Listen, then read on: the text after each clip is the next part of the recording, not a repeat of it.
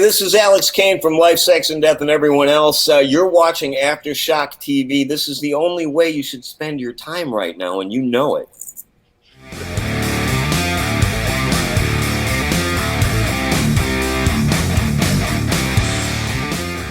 All right, man. Let's now pivot to our next topic here. So let's get back talking. We were just talking about some albums with Tom. We're gonna bring up an album here that's, man, almost next year will be 30 years old. All right, this is gonna make me hate. Oh no, what? Hate what? Hate what? Hate because I'm so old.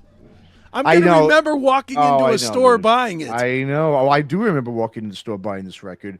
Oh, I remember I first heard it because we were talking about one of the last episodes. We were talking about how, those listening stations they used to have, right, at like Tower Records and all these, other, record Hot stores Topic and whatnot. Right? Yeah, exactly. Which we were saying it was a great way to listen to a record before having to buy it and waste all your money, right? Because we were talking about how it's just, we were all sick of paying $20 for shitty CDs.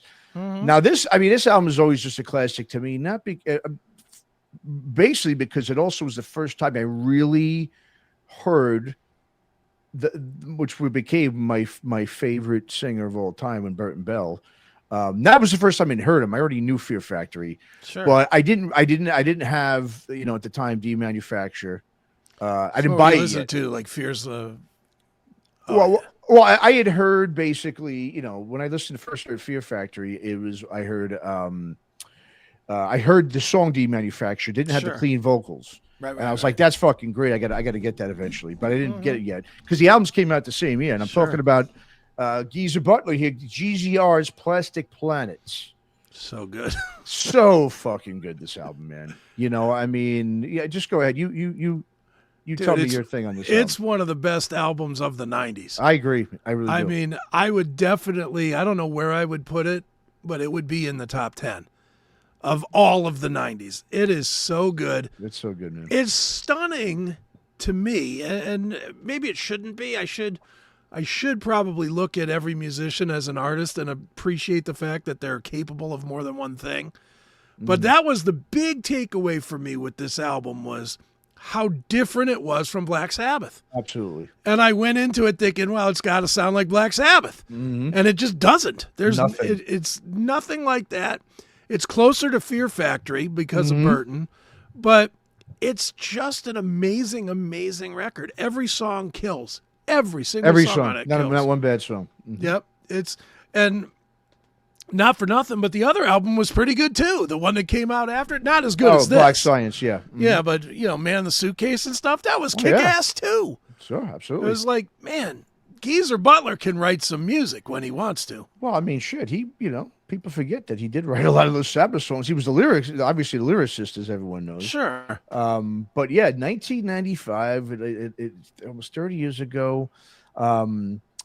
It's obviously didn't just feature obviously Burton Bell on vocals, but Deen Castronovo on drums. Yeah. I gotta be honest, I didn't know who Deen Castronovo was before this record. Sure. I didn't know Wild Dogs. I didn't know all his past before that, man.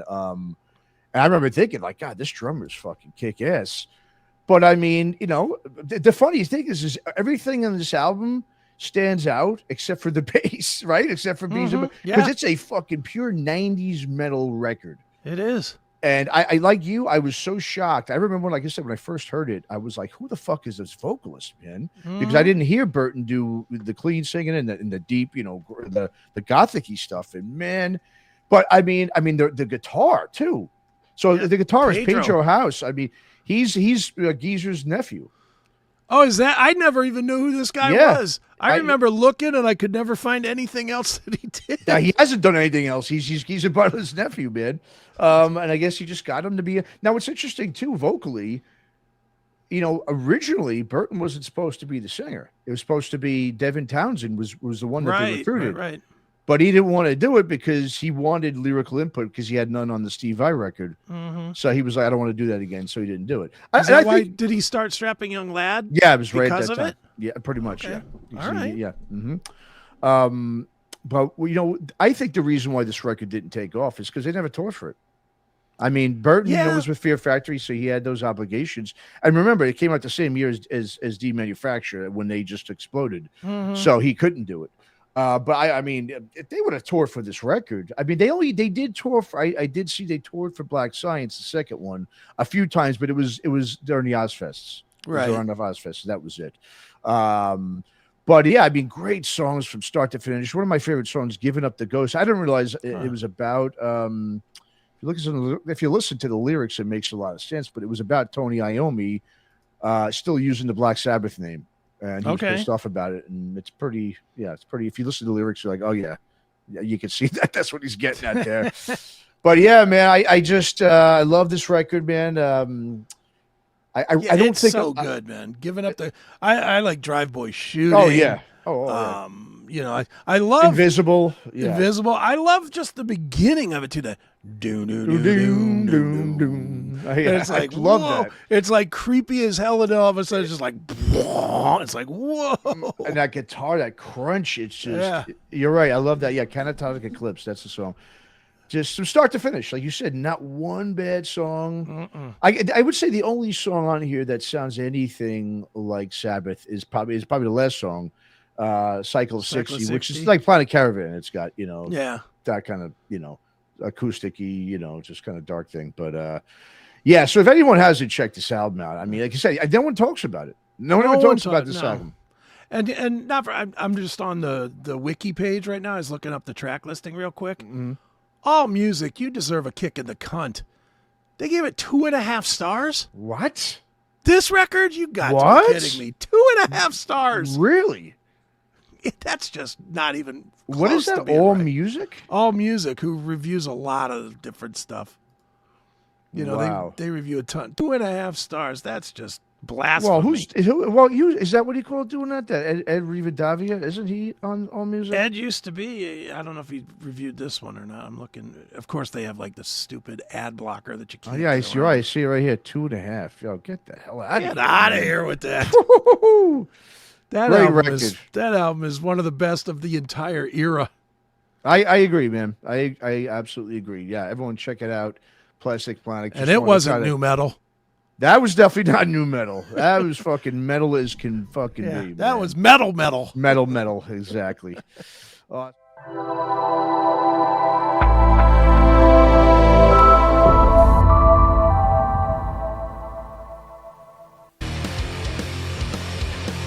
I had an interest in music always. It's always kind of been around me some way, shape, or form. 5 minutes sitting on a drum set, man, change your life. This is the same black guitar that Marty McFly plays in Back to the Future. I love the feeling I get in front of the freaking full stack here, just the vibration or something to it. I'm lucky because I do have a little bit of a tap into the Fu Manchu lore, into the Nebula lore. In order to keep things going, you kind of have to like start playing the game a little bit, like the business game. Everybody has to get through a day-to-day, and how do you exist and how do you get by? As far as getting people to commit to bands, it's tough to keep a lot together these days, for sure. Still sleeping on people's floor, that's still a reality. Probably also playing with some of the best people I've ever played with. The creative juices don't stop. It just keeps going. For me, it's just finding a balance of how much time I'm spending with my family versus how much time I'm spending working. It's this validation that what you're doing actually has merit.